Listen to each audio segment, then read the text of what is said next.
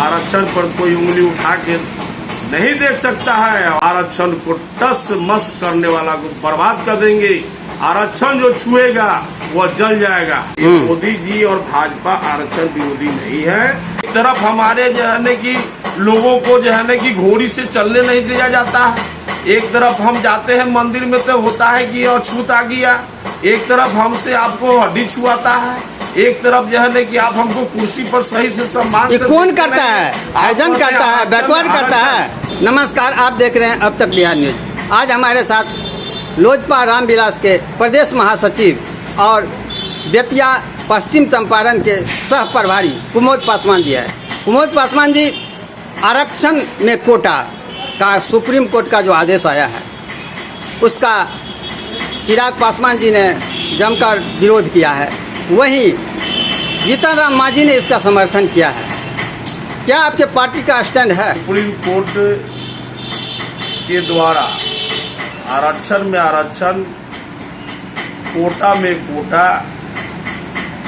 का एक सलाह आया था। हमारे पार्टी के राष्ट्रीय अध्यक्ष सह केंद्रीय मंत्री चिराग पासवान जी ने पुरजोर तरीका से स्पष्ट रूप में कहा कि आरक्षण में आरक्षण, कोटा में कोटा नहीं चलेगा। बाबा साहब भीमराव अम्बेडकर जो संविधान में तय किया गया है उसी को लेकर के हम लोग सहमति जताएंगे।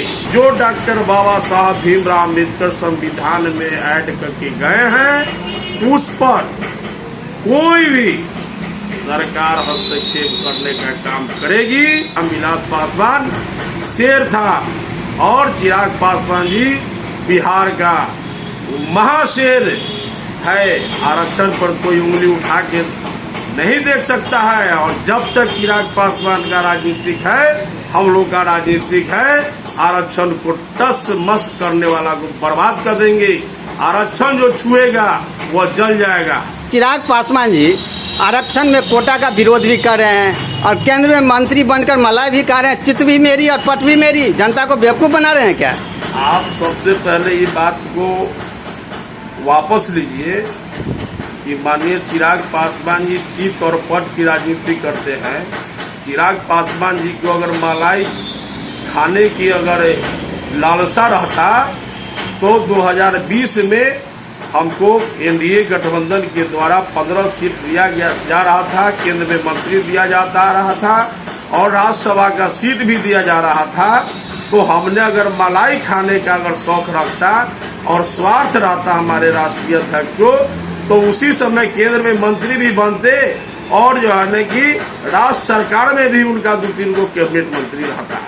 तो मेरा जो राष्ट्रीय अध्यक्ष है उनका एक ही लक्ष्य है, बिहार का विकास, बिहार में युवाओं को बेरोजगारी से दूर करना, बिहार में शिक्षा व्यवस्था को दुरुस्त करना, बिहार में स्वास्थ्य नीति को ठीक करना, बिहार में महिलाओं को जो अत्याचार दुराचार दलित अल्पसंख्यक समाज के प्रति जो आए दिन, चाहे वह दारू माफिया के द्वारा हो, चाहे भूमाफिया के द्वारा हो, चाहे सरकार के वैसे बड़े बड़े पदाधिकारी जो दलित विरोधी कार्य करते हैं, अल्पसंख्यक विरोधी कार्य करते हैं, पिछड़ा विरोधी कार्य करते हैं, उनके दुश्मन बन के चिराग पासवान जी बिहार की जनता को सेवा करने के लिए दिन और रात एक किए हुए हैं। आप कह रहे हैं कि चिराग पासवान जी विरोध कर रहे हैं, भाजपा तो इसका समर्थन कर रहे हैं, फिर भी भाजपा के साथ बने हुए हैं, काहे ने मंत्री पद से इस्तीफा दे रहे हैं? मेरी जहाँ तक की नॉलेज है कि 2014 के बाद नरेंद्र मोदी जी के नेतृत्व में जो एनडीए सरकार जो बनी और जो चल रही है वह बाबा साहब भीमराव अम्बेडकर के जन्म स्थल, शिक्षा स्थल, उनका जो है जहाँ पर बाबा बुद्ध का जो है धर्म परिवर्तन किए हजारों के संख्या में, उस सारे तीर्थ स्थलों को नरेंद्र मोदी ने पर्यटन स्थल को बनाने का काम किया। दलितों के लिए नरेंद्र मोदी जी ने आयुष्मान कार्ड का जो है न कि लागू किया और 5 लाख जो है बीमा रुपया उसमें डाला कि गरीब लोग जो है न कि उसका इलाज करा सके। नरेंद्र मोदी जी ने फ्री में अनाज जो है कोरोना काल से दे रहा है। नरेंद्र मोदी जी ने सवर्णों को भी आरक्षण दे दिया। नरेंद्र मोदी जी सवर्णों का आरक्षण नहीं दिया, नरेंद्र मोदी जी नहीं, ये पंडित जवाहरलाल नेहरू के समय से आरक्षण 10% आरक्षण सवर्णों के आरक्षण की मांग उठ रही थी। और यह नरेंद्र मोदी ही हैं प्रधानमंत्री जो वर्षों पुराना बिल को पास करने का हिम्मत रखती है, औकात रखती है, और कोई शांति और शांति से नहीं हुआ।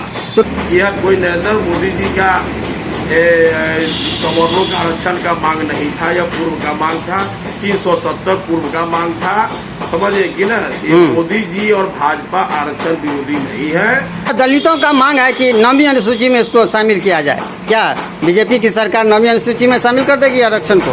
ये भी वर्षों से मांग चली आ रही है, विभिन्न पार्टियों के लोग और खुद हमारा पार्टी भी इसका समर्थक है।